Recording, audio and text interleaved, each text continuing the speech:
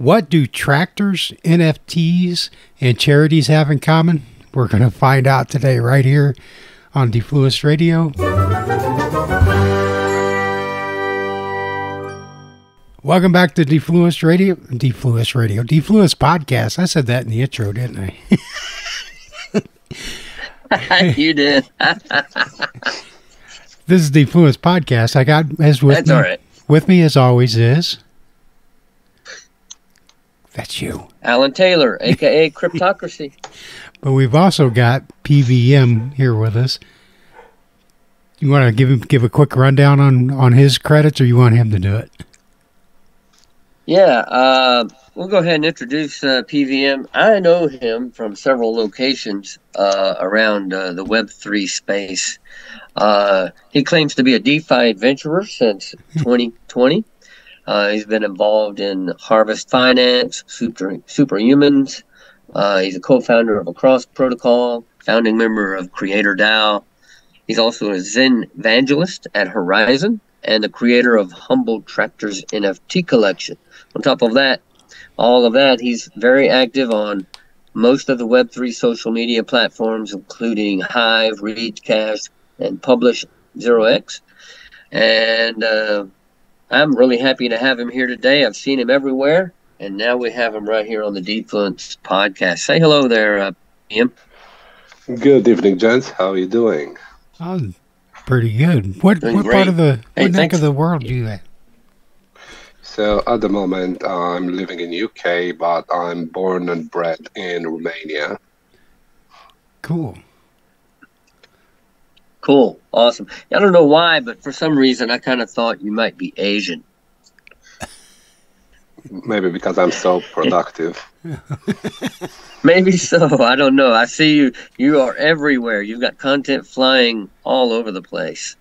So anyways, I'd love to hear more about your story, how you got involved in crypto, what brought you to Web3 social media, how often you post on these platforms. Seems like you're doing it like several times a day. Tell us a little bit more about that. I'm into crypto since 2015 when I bought an internet magical money called Bitcoin. Back in the days, I had like nearly 4 Bitcoins. I was happy with the 200% profit, sold them off to buy more when they will drop in price. They never did. So got some Ethereum back then at very good price, sold it again, got some Litecoin, and then the crypto crash came, lost interest for a few years, then made my comeback in 2022 as a content creator, and then everything just came as an avalanche, NFTs, Web3, DeFi, everything came at once, and they hooked me up, and here I am 1,000 days later writing and doing the same thing. Well, that's great. I read your essays. You write about all kinds of things on decentralized finance, and you write about Splinterlands, and you write about gaming, and just all different kinds of things. What's your favorite thing to write about? Well, I kind of write about my own experience, When I started in 2020, most of this Web3 and social media and blogs and everything was a bit of a land of the anons, No one had a proper face. No one was like in the spotlight. So my thing was like, look, this is who I am. I'm always open. I'm a real person. So probably that's why I got so quickly through the ranks, got so many followers quicker than others, because everyone will just enjoy reading a common person, I have no coding experience. I'm not a blockchain wizard. I'm just a regular guy trying things, and learning, and then sharing my experience with others, Well, I think that's what people want. They're not necessarily looking for experts the talking heads. They really want to know from somebody just like them, a regular guy that is learning things, and you're doing that. So, how many followers would you say you have? You got about 5,000 on Publish. How On about Publish, I across have the nearly, spectrum?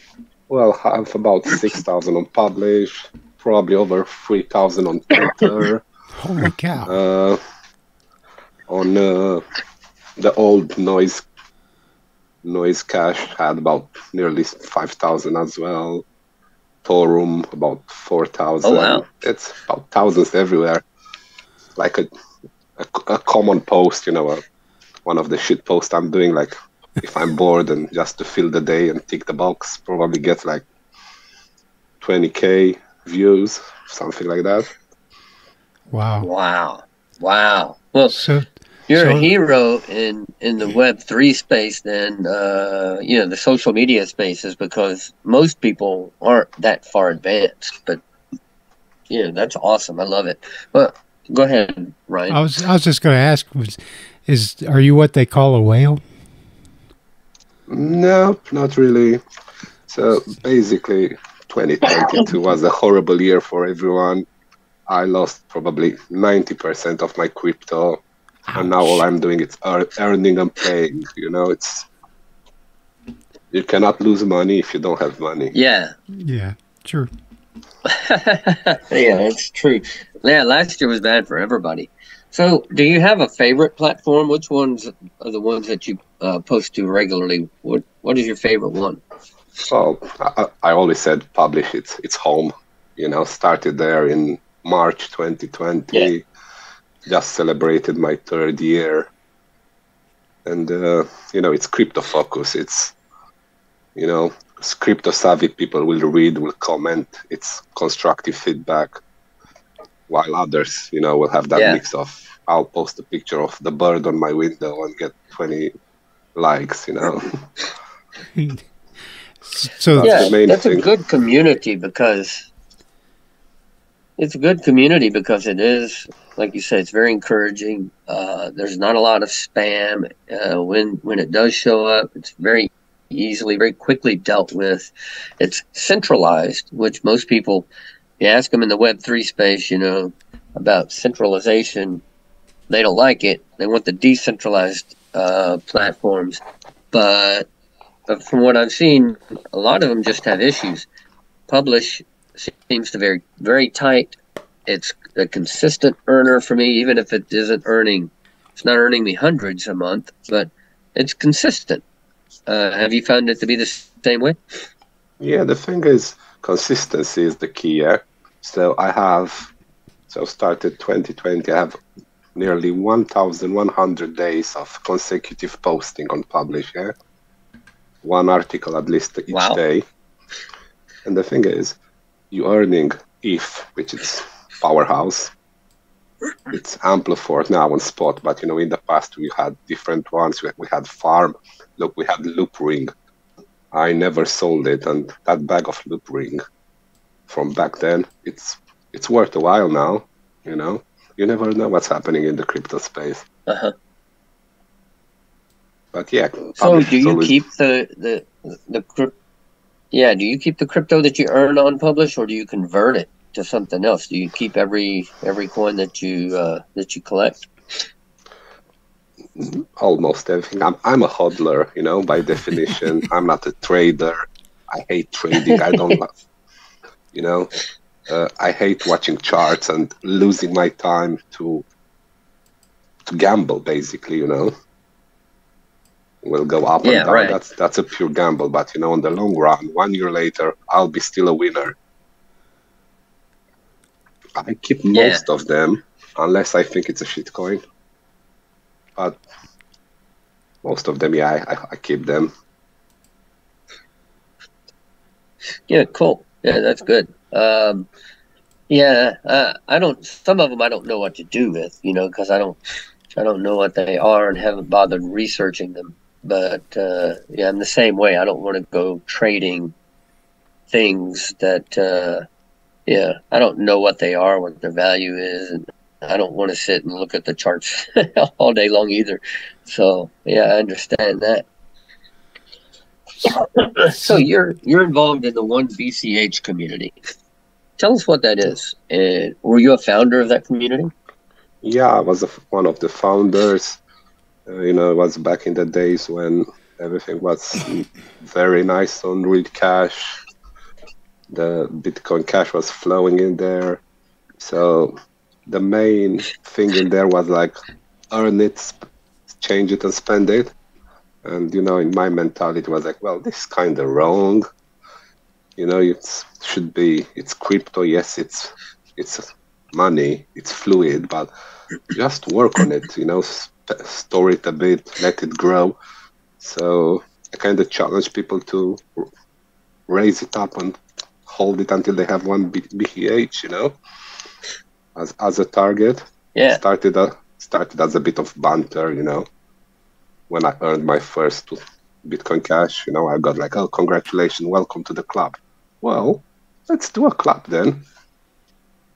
And like in a few weeks we kicked off, we created a community. Everyone wanted to join us. It was a tough selection, we didn't want all the shit posters and spammers and things. We wanted to be someone to inspire, and we kind of did it, first year anniversary, we raised about $3,000 for Save the Children. We've done several charity events, so I think we kind of did the purpose, even Mark Demesel tweeted about us, so we created a movement, a trend, and also we kind of made the brand of like people you can trust, people you can go to ask for help, advice, because not everyone is crypto savvy. Mm-hmm. Yeah, like me. In the community. Yeah, well, yeah, like you, Ryan. Yep, exactly. Yeah, that community was very active when I first got involved. There's a lot going on. There's a lot of posting going on. Then it sort of declined. And today, if you go to any of the Bitcoin Cash social platforms, Noise Cash, Read Cash, Cash Rain, they're all dead. What happened? Oh, you forgot to add the smart Bitcoin Cash, the side chain. Yeah. Yeah, I mean, there's probably some I haven't even heard of, but I try to keep up with as many as I can. Those were the ones I knew about off the top of my head. But they all seem to be ghost towns these days. Is that your experience? Well, the thing is, once the money gone, and you had to tip people from your own pocket, kind of everyone looked for other things, the next big thing. So people kind of migrate to where the money is flying around. So, one place sort of goes out of favor, they leave, they go somewhere else. Yeah, probably they'll be back if something happens. I heard a good quote at one point. They up and left, which is yeah. Well, that's it. They just up and left. So what do you think? What do you think it would take to juice those communities back up again? Oh, it's involvement. It's giving something back. The random rewarder stopped tipping about 3 months ago. I still posted every single day on Read Cash. Sometimes it was only me in there. If you looked at the front page, top articles, it was just me because it was only me posting. Few others as well. They stayed there. They still posted. They still wrote. They still commented even without rewards. I still kept tipping. I still commented. I still interacted with people even when it was a ghost town, which again shows a bit about commitment and as well giving something back. It's not about, it's two ways. Yeah, true. Yeah. Are you still posting there? Yeah, I never stopped. Every single day. Yeah. That is cool. That's dedication. Yeah. I posted there all the way up until the beginning of this month. And then I quit posting. But even last month, I was getting clicks from the random rewarder bot. There's a random reward? Yeah, I think Rusty's still there. It's still alive, but probably it's only for those that worth it.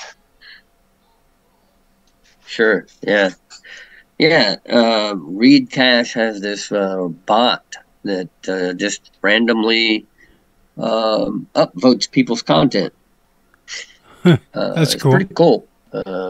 Yeah. So sometimes it'll upvote your content for several days or weeks in a row, and then it'll move on to somewhere else. I think I was one of the lucky ones when something got broken.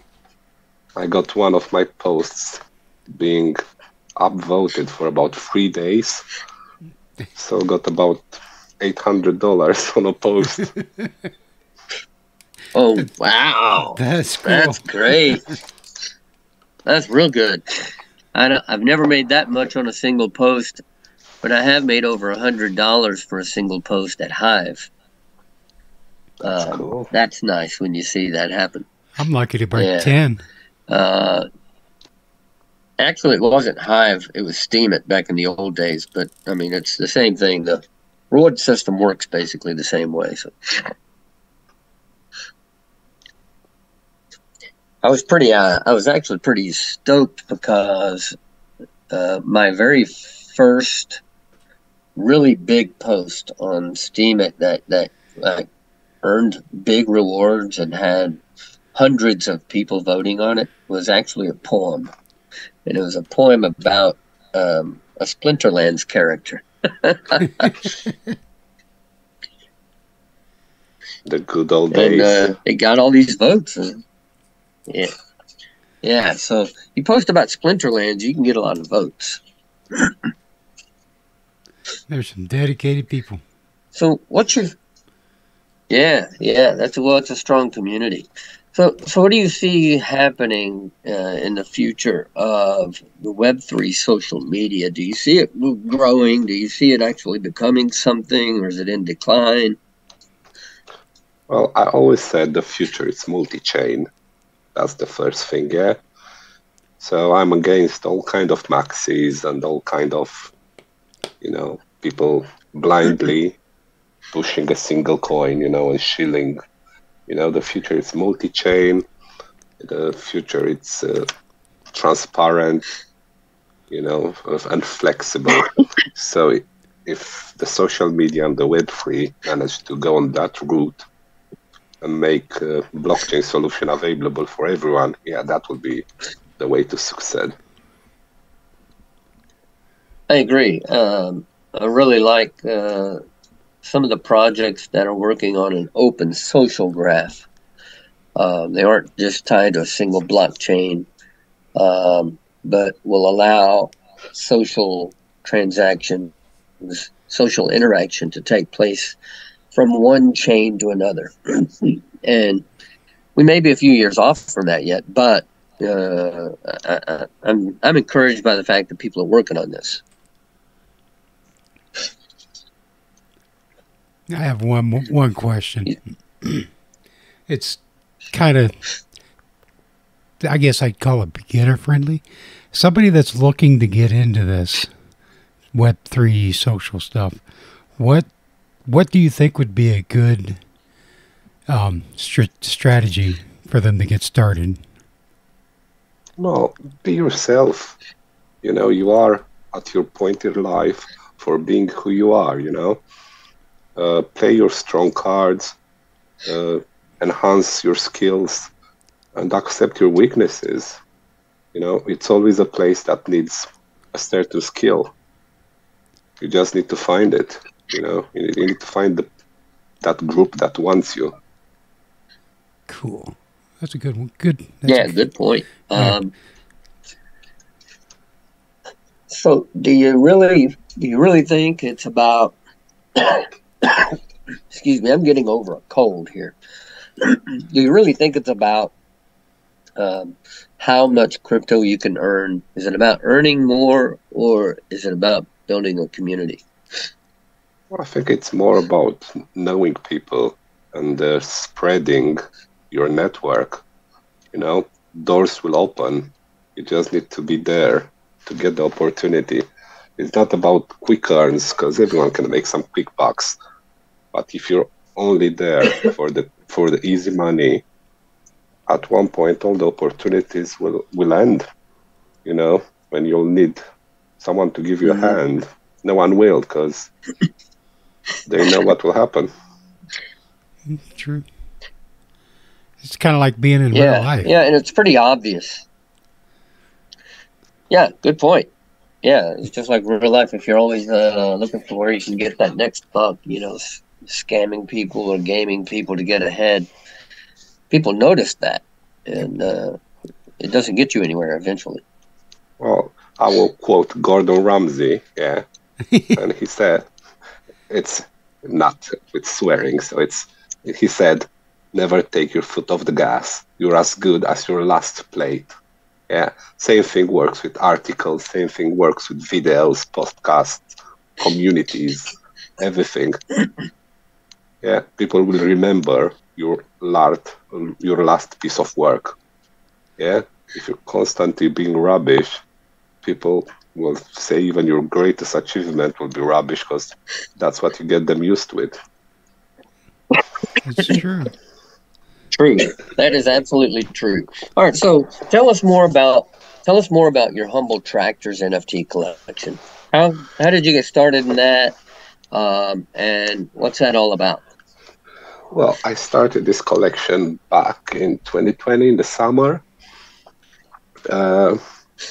My first DeFi interaction was with Harvest Finance. So that's how I went into all this DeFi, degen, yield farming experience back on the Ethereum mainnet with fees of $100 and stuff, API of 2 million % and things like that. Yeah. So last year, you know, I was like, you know, I need to do something meaningful. I'll just do an NFT collection. So I had this tractor in the playground close to at the end of my street, and I was keep making pictures throughout the year. So all the pictures are taken by me from January to December. So it's winter, spring, summer. They're all different and unique. So I minted 60 of them, the best ones, and just wanted to see, you know, just wanted to flex my muscles and see my network, you know. It's like, guys, I'm selling pictures with a tractor for $30. I'm like, you know what, it can go bad and no one will buy anything, or I can sell a few, or I can make some waves in the DeFi. And I starting to get buyers, surprisingly. That is cool. So then I was like, you know what? I want to do like a whole ecosystem. I want to expand this, make it a friendly project. So first I started with exclusive poker tournaments for the holders. And then I created the hay collection, like a spin-off with rolls of hay on the field. So all the Humble Tractors holders got the airdrop of the second collection. And then I went proper into DeFi and created KPI options for the Humble Tractors collection with the OMA protocol. So basically those KPIs were redeemable in the future with a value between half USDC and 1 USDC, depending on the sales volume of the collection.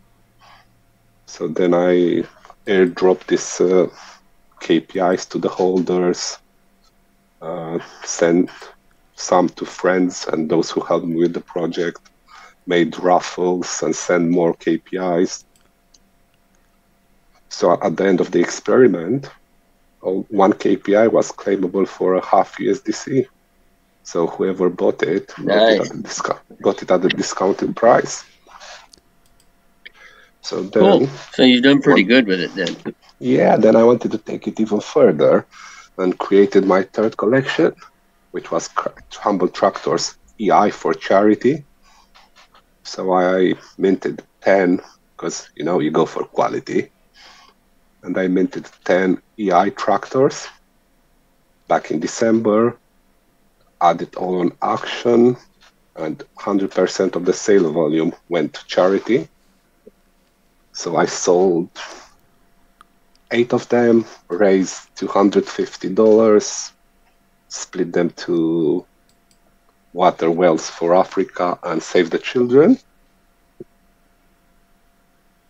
So that feels like an achievement. Nice, yeah, that's a great achievement.